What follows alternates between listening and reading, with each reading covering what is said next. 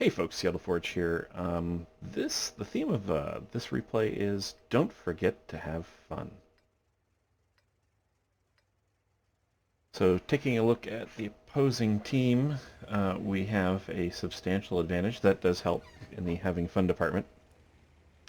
And I'm playing with my clanmates and pals, Zed, who's in the VK3002D, which he claims is one of the best tanks in the game, and I maintain it's one of the worst. And we have Walter, who's playing in his... What is Walt playing in again? At the T20. So whenever we roll out our Tier 7 mediums, Walt brings out his trusty T20. He's not a Comet man. He's a T20 man. And we love him for it. And you can see that we do have... Our top tier tank is the best player on our team, which is fantastic. Their best is in the T3485. That bodes well.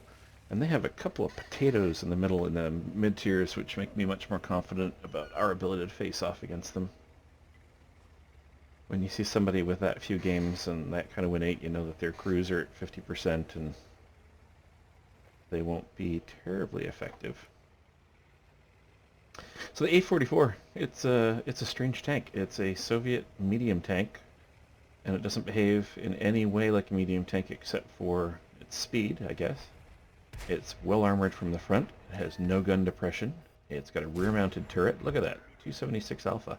Not bad for a Tier 7 medium tank. And you'll see the armor effectiveness here in a minute. Now this gun handles really poorly, and I'm old and wasn't seeing that well today, so I do abuse auto-aim quite a bit. And we'll put one into the side of the very stupid Chiri, who's sitting out in the middle of traffic, and there's the KV-2 there. And I should have been more afraid of him, but I just wasn't. With that derpy gun and poor crew, I just felt I could work around him. And just if I kept moving, he wasn't going to have much of a chance to hit me, and he did only hit me the one time. Got a plethora of targets here, but I really want to prioritize that big stupid derp gun. He's sitting out in the middle of the field, and we can deal with the 58 and the Chiri secondly. And somebody else, my buddy, takes out the KV-2. Now I told you it's well armored, but it also does depend on angling quite a bit. And so far, I've taken a couple smacks from the Chiri, which has that punchy 75mm. But he's not having a hell of a lot of luck doing anything to me now that I'm angled. Type 58 slings some gold after not having any success, and it bounces as well. 5916 has a pretty terrible little gun. I'm not worried about him now. The Panzer IV really could have put one into me. The shot bounces off my gun. I'm able to hit him and repair my damaged gun. And now it's time to smash the hell out of that Chiri with a Type 58. Zed puts in a shot into the 58. I pound one into the Chiri, and here's where I make a kind of a mistake. I figured with the armor I'd put paid on a ram to the Chiri, but Chiri is a heavy buffer, so I come off the worst of it, but I'm able to wreck him. Now, the game is wrapping up. This is such a quick game. Game's wrapping up, and we see the FV304, and he's making a break back for their base. And Walt and I make a pact that we are not going to let him drown. No drownies on our watch. He will pay. He will pay.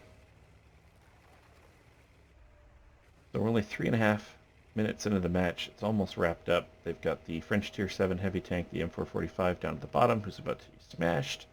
But what's going to happen with this FV304?